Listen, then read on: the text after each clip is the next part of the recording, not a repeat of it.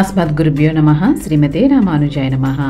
శ్రీ సూక్తి channel వీక్షిస్తున్న వారందరికీ అడియన్ నంబూరు శిరీష రామానుజదాసి నమస్సుమాంజలు తెలియజేస్తూ, భగవద్ రామానుజుల వారి అష్టోత్తర శతనామావళిలో మొదట నామం యొక్క అర్థం క్లుప్తంగా తెలుసుకుందాం. ఓం శ్రీ రామానుజాయ నమః.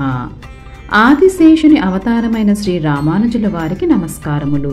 శ్రీమన్నారాయణుని దివ్య సంకల్పముతో ఆదిశేషుడు భూభారమును వహించాడు. ఆదిశేషుడే త్రేతాయుగములో శ్రీ లక్ష్మణస్వామిగా అవతరించారు. అహం సర్వం కరిష్యామి అంటూ శ్రీరామచంద్రునికి సకల విధ కైంకర్యములు అందించాడు.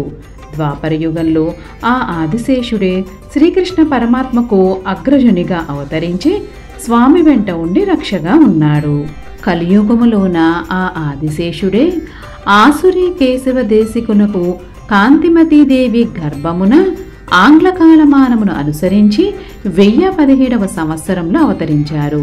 వీరి మేనమామగారైన తిరుమల నంబిగారు వీరికి ఇళయాళ్వాన్ లక్ష్మణ సూరి అను దివ్యనామమును అనుగ్రహించారు. అనగా రామస్య అనుజ రామానుజ అంటే రాముని తమ్ములు రామానుజులు అని అర్థము. వారే శ్రీ రామానుజులుగా ప్రసిద్ధి చెందారు. భారతదేశములోని త్రిమతాచార్యులలో శ్రీ రామానుజాచార్యులుగా శ్రీ విశిష్టాద్వైత సంప్రదాయ మార్గమును సకల జనులకు సులభతరంగా అందించారు. అందరూ మోక్షాధికారులే అని ఎలుగెత్తి చాటారు. వీరికే ఉభయ విభూతి నాయకత్వాన్ని శ్రీహరి అనుగ్రహించారు.